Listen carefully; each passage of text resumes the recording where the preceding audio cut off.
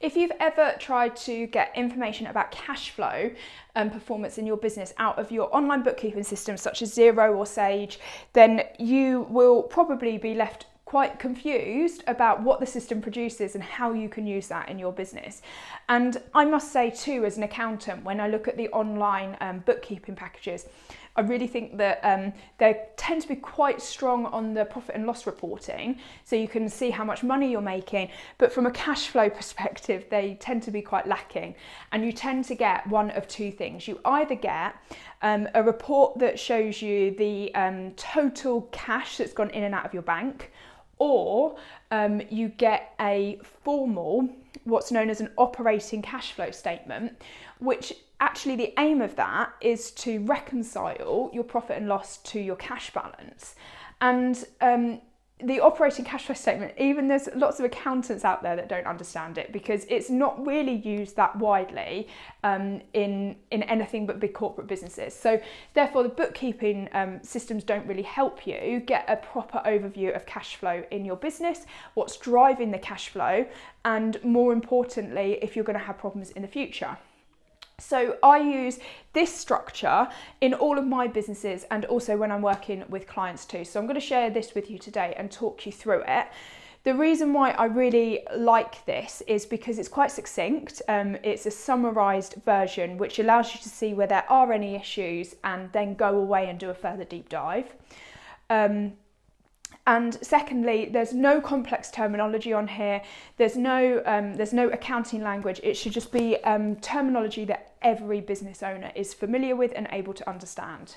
So to produce this, I will take the information out of the online bookkeeping system. I'll pop it into Excel where I have a template and it automatically creates this for me. So it's quite quick to do, although it does need to be bespoke and personalised to your business. So if you do want some help with that, drop me an email. But what I'll do today is I'll talk you through exactly what each of these categories are and why they're on here. So the main purpose of this cash flow statement is to take us from our starting cash balance to our closing cash balance. So the start of your period and the end of your period, you could either look at this on like a financial year basis, or more commonly, I like to look at this either weekly or monthly. So this would be your starting balance on the first of the month, and this would be your closing balance on the last day of the month. And what this allows us to do quite quickly is see our opening and closing cash balance, but also the movement. So we can see in this month, our cash has gone from 100 down to 67. So we've actually spent 33 more than we've generated in the month. So our cash balance starts at 100, and then for the vast majority of businesses, the only income that you're going to have is from your customers. Now, this is not going to be your sales number. This is always, because we're looking at cash flow, we're always looking at the cash that's gone in and out of your business. So for the vast majority of businesses, they're going to be what's going in and out of your bank account. If you are a cash-based business, then you can add your cash and your bank into this, or you can do one for cash and one for bank, entirely up to you how you prefer to work. So we're going to record all of the cash that's come into the bank from the customer. So every payment into your bank account where your customer has paid you money, add it up and pop it on here. Now, the next thing that we have on here is, in this example, we've got minus 24 for OPEX, which is our operating overheads. So this is going to be everything from like rent, rates, utilities, all of those computer subscriptions that you've got for software, any insurance that you pay, anything like that goes into this number here. Now, for some businesses, you might want to break out a couple of your key overheads. So it's quite common that a lot of online-based businesses or retail businesses will have quite high marketing costs, for example. So if you're spending a lot of money every month on ad spend, as an example, you might want to strip that out and just have a separate marketing category and then the rest of your OPEX lumped together. Or if you're a logistics business, you might want to maybe split out your fuel or your cost of sales, or whatever it is for you in your business. You can break OPEX down into as many categories as is appropriate for you. what you've got to remember is that the more categories you've got, firstly, it's more complicated to prepare the report. But secondly, the more categories that you have on here and the longer you make this report, the less succinct it is and the longer it takes you to analyse. And the more numbers you've got, the less likely you are to spot something that needs your attention. Because if you're looking at like 20, 30 different numbers, trying to identify which 2 or 3 you need to go and do something about is going to be quite difficult. And that's why I like to keep this, probably I'd say a maximum of 10 categories. So we've got our operating expenditure on there. And then for a lot of businesses, payroll is a significant cost. Payroll is one of those things that, it's the very, very last thing that you would touch if you have cash flow issues. And also it's one of the things where you have to put costs in if you want to grow, where you have these sort of like big lumpy costs where all of a sudden you recruit a new person and you've got their full-time salary before you've got the sales probably to support them. So that's why we have payroll as a separate category. And the thing to point out with payroll is, again, because we're talking about what's going out of your bank, we're talking about the salaries that you've paid to your employees in the month, so the payment that went out of your bank to your employees, plus any taxes that you've paid to HMRC, plus any pension payments that you've made to maybe Nest or Aviva, Scottish Widow, whoever it is that you use.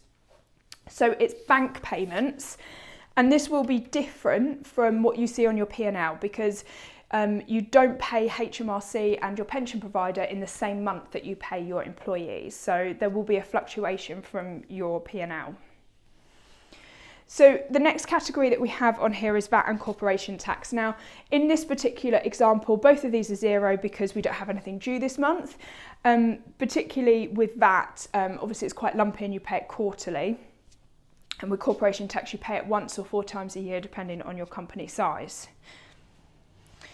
So the next category that I always like to track is CapEx, and this is capital expenditure. So this, generally a capital expenditure is something that you intend to keep in your business for normally more than 12 months and is worth or costs over a certain value. So I tend to say probably a good rule that I've utilised is capital expenditure is normally something over about £250. But actually what you class as a capital item in your business can be unique to you. So I've worked with other businesses where they say if it's over £1,000, it's capital expenditure, over £5,000. But whatever you define as capital expenditure, the reason why I like to track it on this cash flow report is because firstly, capital expenditure tends to be quite lumpy. So it's bigger chunks of money going out and therefore has quite a big impact on your cash flow and is material. So if all of a sudden, like in this example, we've got cash flow of 15k, we would expect our OPEX to stay consistent on a monthly basis and not fluctuate too much. So if you put your capital expenditure in here, then it could really make this number change quite a lot. So that's the reason, one of the reasons why we split it out and keep it on its own line. But the other reason why I like to keep it on its own line is because in my experience, businesses that have very low capital expenditure year on year tend to have a higher labour cost on a long-term basis. And that's because investment, which is what capital expenditure is a long-term investment, tends to be, particularly in this modern day and age, it tends to be in equipment, machinery and technology that helps reduce labour costs on a long-term basis. So therefore, I think it's actually important that you've got sight of this, how much are you reinvesting in your business on an annual or monthly basis? The next thing that we always have on here is loan repayments. Because these also don't affect our profitability. So you tend to not really have sight of these as a business owner actually, and knowing exactly how much you're spending on a monthly basis on loan repayments is really, really important. This is again the loan repayment that's gone out of your bank, so it's including any interest and capital repayment that you make. And like I say, with loan repayments, you'll see the interest element in your profit and loss. And then if you had a look at your balance sheet, you could see that the total loan that you owe will go down on a monthly basis as you make repayments. But actually seeing here, just a clear number of what the total of your monthly loan repayments are is just a really easy and straightforward way to manage them. And then the final category that I add on to the cash flow analysis is the directors' loans or dividends.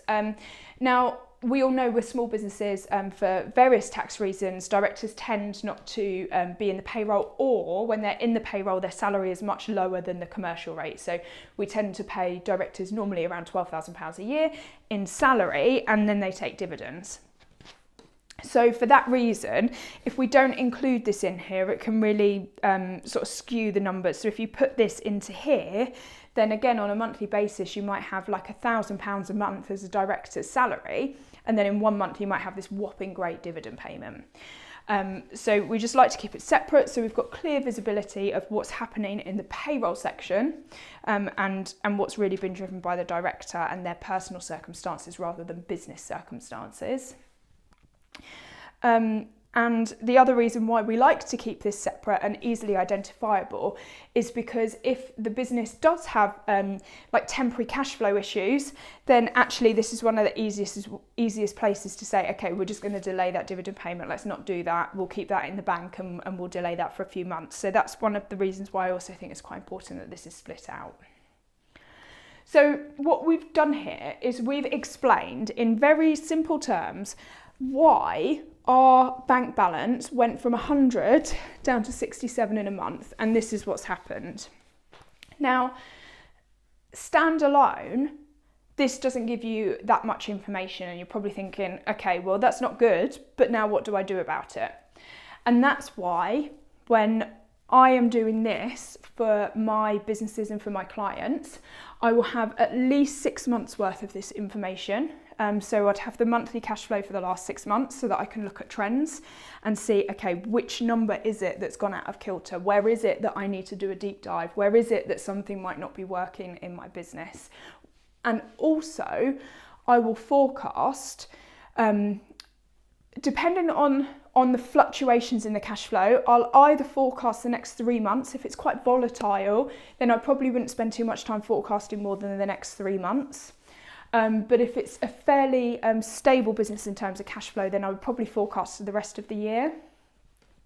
And so I would have like columns of my actual and then columns of my forecast. And that enables me to see exactly what has happened in my business and what I think is going to happen in the business, and therefore where there might be any issues that are on the horizon that I need to deal with now and take actions about.